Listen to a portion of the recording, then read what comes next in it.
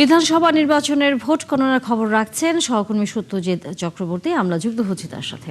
Satyajit, vote গণনার কি খবর এই মুহূর্তে রয়েছে এবং এখন পর্যন্ত বিভিন্ন গণমাধ্যম, ভারতীয় গণমাধ্যম বলছে এবং আন্তর্জাতিক গণমাধ্যমও বলছে যে বিজেপি এগিয়ে রয়েছে পশ্চিমবঙ্গে। শেষ মুহূর্তে কোনো ধরনের পরিবর্তন আসার সম্ভাবনা আছে কি? দেখুন, আমার কাছে এই মুহূর্তে নির্বাচন কমিশনের যে 275টি আসনের ব্রেকআপ আছে, সেখানে বিজেপি এগিয়ে 178টি আসনে, আর তৃণমূল এগিয়ে 92টি আসনে। আম জনতা পার্টি 2টি এবং পাহাড়ের যে গোর্খা মোর্চা আছে তারা একটি আসন, কমিউনিস্ট পার্টি অফ ইন্ডিয়া তারা একটি আসন এবং ইন্ডিয়ান সেকুলার ফ্রন্ট অর্থাৎ আইএসএফ একটি আসন।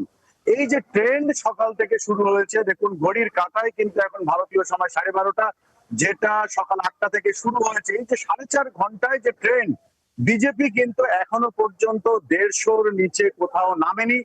আর এই যে 150-র নিচে নামেনি অর্থাৎ এই ট্রেন্ডটা আমরা যদি লক্ষ্য করি তাহলে 148 যে ম্যাজিক ফিগার, সেই ম্যাজিক ফিগারকে কিন্তু সবসময়ের জন্য বিজেপি ক্রস করে গেছে, অর্থাৎ এগিয়ে থেকেছে।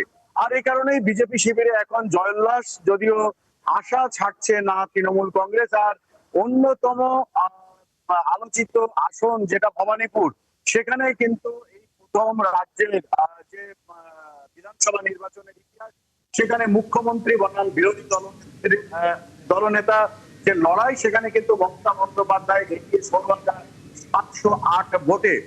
যদিও বিজেপি শিবিরের দাবি যে শুভেন্দু অধিকারী তিনি হয়তো এই ক্ষেত্র থেকে জিততে পারেন।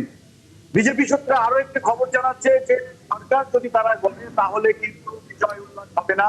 প্রশাসনের তরফ থেকে ইতিমধ্যেই প্রস্তুতি শুরু হয়েছে, কোন রকম জমায়েত এবং কোন বিজয় উল্লাস আজ হবে না, এরকম একটা কড়া কোন রকম অর্থাৎ রেড অ্যালার্ট জারি করতে পারে পরিস্থিতি যদি হাতের নাগালের বাইরে চলে যায়।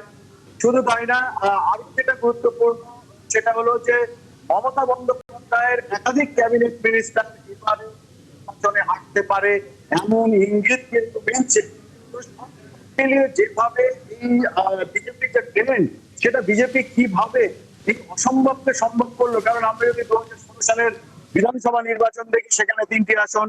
আমরা যদি 21 সালের বিধানসভা দেখি তাহলে সেখানে 77টি আসন, 3 থেকে 77। আর এবার এই 2026 সালের বিধানসভা নির্বাচনে বিজেপি যেভাবে 150-র বেশি ট্রেন্ড এগিয়ে রাখছে, তা কার্যত সবাইকে সব মহল কিন্তু অবাক। তানিয়া, ধন্যবাদ সত্যজিৎ। নিশ্চয়ই আমরা ফিরবো যতটা সময় আসলে এগিয়ে আসবে ফলাফলে শেষ মুহূর্তের খবর জানবার জন্য। নিশ্চয়ই আমরা আবারও যুক্ত হব আপনার সাথে। দর্শক, সহকর্মী সত্যজিৎ চক্রবর্তী ছিলেন এতক্ষণ কলকাতার নির্বাচন কমিশনের সামনে থেকে।